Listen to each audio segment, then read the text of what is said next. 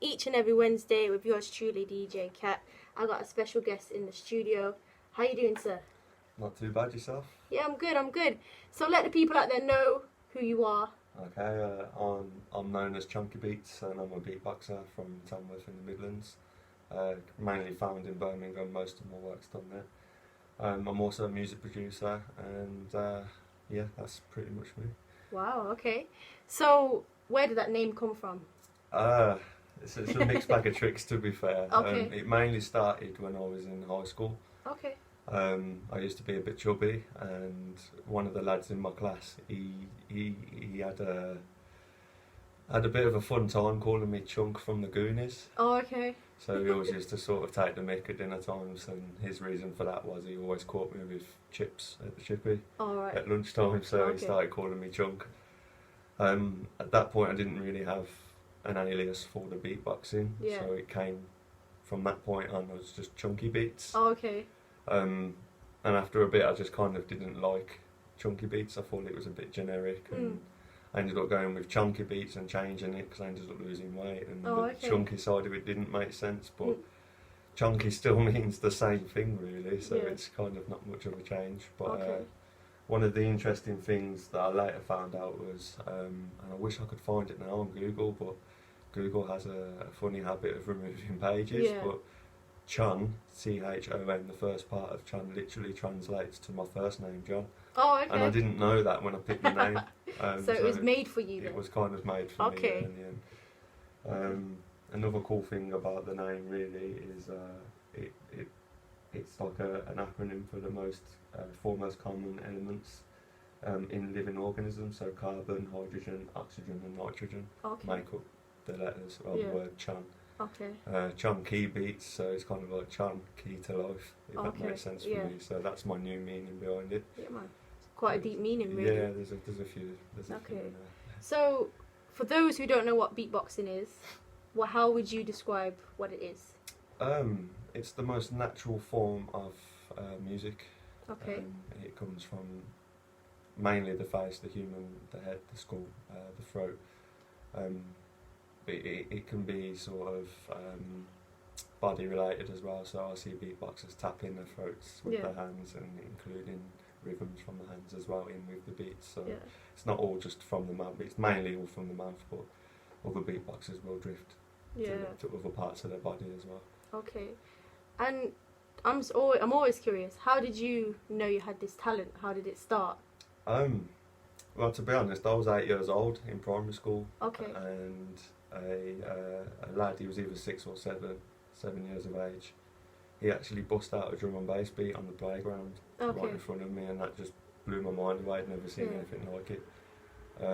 So that's what got me into it. He sort of showed me the basic movement with my mouth that I needed to do to make the sounds, and I couldn't do it at the time, but it was something that it just instantly hooked, and I just wanted to make those noises. So that was where I found out that I had an interest in that sort of thing. I mean, before that I'd never even heard it. I didn't know it existed. I just used to make little jingles to myself in my head, not knowing how to do anything with those sounds that were in my head, so to speak. Do you have a preferred style you like doing, or do you just like music in general? I think I'm a different style anyway to a lot of other beatboxers. They'll replicate anything that they're listening to, so to speak. I do the same, but I'm more of a hip-hop, old school sort of style, so those beats I like to replicate. A lot of the new school stuff, like dubstep and electronic sounds, it takes a lot of effort to recreate those sounds with a human voice box. I mean, I do those, and I am learning loads of new sounds, but I am sort of classed as the more old school type of beatboxer. Okay, so I know like you've done like lots of different competitions and things like that. Tell us something about them, and if you've won any and those sort of things. The one I have won would have been the Starving Artist Beatbox Battles in Cardiff. Okay. I was never even meant to be entering those battles, but I was in Cardiff at the time, and I know a lot of the guys within the scene. And one of the organisers of the event rang me knowing I was in the area. One of his guys had dropped out of the battles, so I literally filled in, and I ended up winning it. I wasn't expecting that at all. So yeah, I became the champion of the night there. I've entered the UK Beatbox Championships twice. Okay. Didn't get past the elimination stage the first time round, and then the second time round I entered, I got beat up by the police the night before. Oh, okay. When I arrived in London. Yeah. And they actually split all of my top lip open to the point it was hanging off. So at the battles I kind of had to forfeit, and ended up doing a kind of spoken word sort of thing instead of my actual beatbox routine that I planned, because I couldn't really get it out how I wanted it to be heard. I had no strength in my face whatsoever. That's mad. That is crazy. And then since then I've not really done any of the sort of battles. Prior to that I did Don't Flop twice. Don't Flop Entertainment. Yeah. That was a mad experience, and again that came about just by being in the right place at the right time and people knowing I'm in the area kind of thing. And yeah, I've been watching a few of them on YouTube and some of them are mad. Yeah, crazy. One of the mad things about that was that was in London, at Birthdays, one of the venues there. North London, I think. And while I was on the stage waiting for the battle to take place, I was just looking at the huge crowd and just like, I don't know any of these faces. And I watched someone walk through the back door, and it was actually someone from my hometown, literally, straight away, and it was instant comfort from there on, because I could see a face that I knew, but it was just mad that I was so far from home, and I just collapsed the door as someone familiar walked through, and it kind of just broke the ice for me there and there. So, what is it that beatbox or music does for you? For me, it's a distraction from the madness of life, really. It's been a coping mechanism for me massively over the years. And I think the most important thing for me is it's my form of expression. I struggle to make sense with words a lot of the time. I kind of have to just be... You're doing well now, man. My brain tells me I'm not, that's the problem. No, you're so doing good. it's like now I'm blank now, I'm struggling. I can't even remember the question now. So it was about what is it that music does for you? Yeah, okay. So to be honest, it's my survival. It's ended up turning into my survival tool. It's something that I've always wanted to be involved with from the second I saw a speaker. Do you know what I mean? And it's an escape. It's just hard to keep up in today's society, really, because I've always tried to make this a job and a career. And when you have the setbacks that you have, trying to do it all on your own, you end up not fighting as hard as you should for it. You get knocked back, and it's harder to pick yourself up and keep going with it. And even when it's almost, I've got to treat it as a job, I still have to rely on the music to keep me sane as well. So trying to juggle it as a job and a hobby and a passion, it's a very difficult thing to do. I probably should have just gone straight into work, really. No, but if you're enjoying it and you're liking it, then why not? Ups and downs, definitely. So for young people out there listening in right now, what is it that you would say to them? If whatever talent they've got, what would you say as advice? Don't leave it as late as I did to sort of start doing anything with it, because I'm 30 now and I feel like I wasted from the age of 10 to the age of 22 doing things that I didn't really need to be doing. If you're good at something, do that every day. Literally do that every day. The brain only needs 15 minutes of practice, of repetitive practice on any particular subject in order for it to sink in. And this kind of ties into how I practice and the way that I get my beats structured, because I with it being on a loudspeaker, I can't just practice on a loudspeaker with my neighbours and things. It bothers people. So for me, I'm off mic and it's in my own time, wherever I can, on the bus, walking, whatever time I get, I'm throwing a beat out, kind of thing. So for anyone kind of listening, my mistake was not actually believing I'm good at anything. So when opportunities arrived, I didn't take them because I didn't feel like I fit into the category of what the people are representing me as. So like for instance, today I've been called for this radio show. My brain will tell me that, well, what did they see in me? I'm just a beatboxer. This is all I do, kind of thing. And I've had to learn growing up that we're all here for a reason. Yeah. Everyone's good at something. Yeah. Some people haven't discovered what they're good at because they haven't had the right people around them to show them, what you're doing there is good. And that's where I was fortunate through youth clubs and things like that. I had a lot of youth workers instill in me what it is I'm actually good at. Yeah, man. And even that, it still didn't push me enough because I still had this massive disbelief in myself. Yeah. My advice is just do it. Don't listen to your brain talk you out of it. Yeah. Whatever it is you're good at, just keep going. And don't let other people get on you as well, because it's not their life that they're trying to control, it's yours. Definitely. You need to be able to control your own regardless of what other people around you are saying. Definitely. Some real talk right there. As real as it needs to be. Yeah, for real.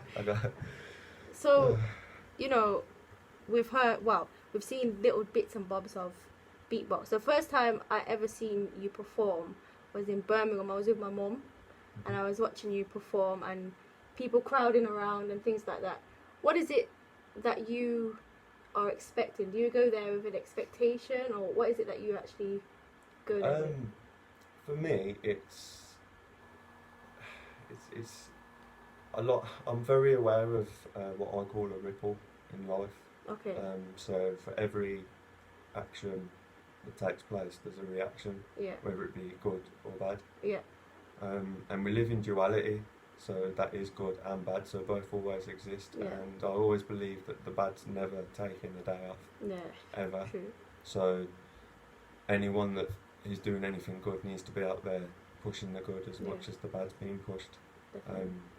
Just to balance things out and change the energy in the city really is my main aim. And really it's the best opportunity for me to advertise what it is that I do. Yeah.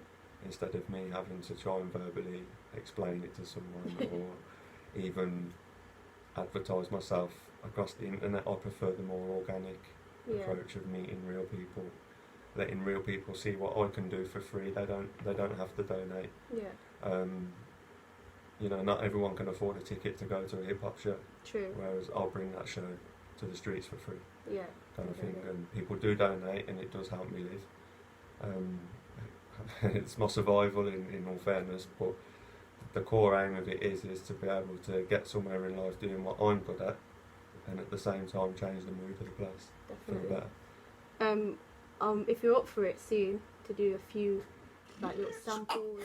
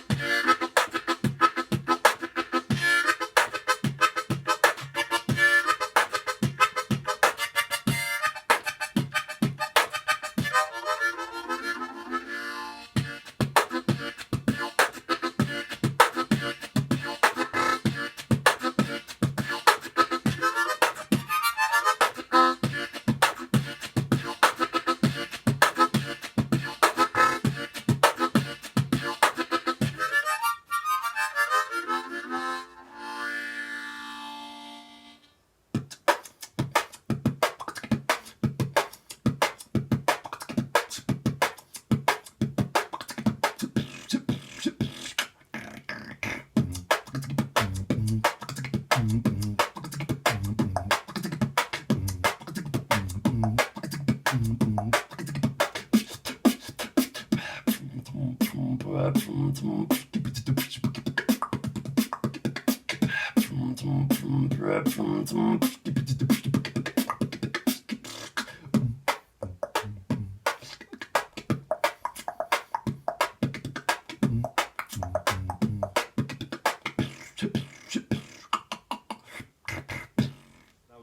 got from another beatboxer, Okay. Dave Crow. He was on Britain's Got Talent over 10 years ago, I think it was. Yeah. And he just bust a harmonica, beatbox on stage on TV, and I looked and I thought, why have I never thought of this kind of thing? And I just always felt that I could not do it better, but do it my way in a more musical way. Yeah. So yeah, I buried the idea, went to the back of my head, and then I ended up doing a talent show. Okay. At a local nightclub. Okay, wow. And the night that I was doing it, I was preparing, and a guy popped round to the building I was living in at the time. Yeah.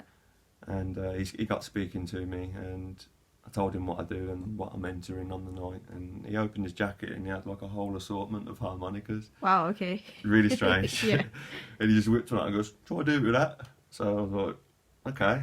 And in my head at the time, I remember thinking, I wanted to do this when I saw that beatboxer on Britain's Got Talent kind of thing, and I thought, have I attracted this kind of... So I did it, and first go, without any practice, I was able to beatbox and play at the same time. Okay. So that night, I scrapped the routine I was trying to put together. Yeah. And flung the harmonica in and ended up winning the competition. Oh, okay. For the harmonica, so it's something that's kind of always stayed with me. Yeah. It only pops out now and again, though. It's never a constant thing. Okay, so we just got an exclusive, yeah? Yeah, it's been a while since I've done it, so... Man, it was sick. I definitely enjoyed it. People were liking it online and so forth. So, when you're doing it, when you're doing the different beats, how do you keep with the times as well? If that makes sense. Oh, I've got a DJ to thank for that, to be honest. If anyone's ever interested in getting into beatboxing, I suggest, if you can, learn about DJing as well. Yeah. Because that helps with my timing. It kind of builds an internal clock for you. So basically, when I was a youth centre when I was younger, the guy called DJ Angelo, he was showing me how to beat match. Yeah. And obviously, you need timing to beat match. Yeah. And he taught me about just counting 1, 2, 3, 4. Find that rhythm in the beat, stick to it, and just keep counting. So from that time on, whenever I was at work or anything like that, you're counting. Whenever music's on, I weren't listening to lyrics. I'm counting the 1, 2, because my timing was so bad.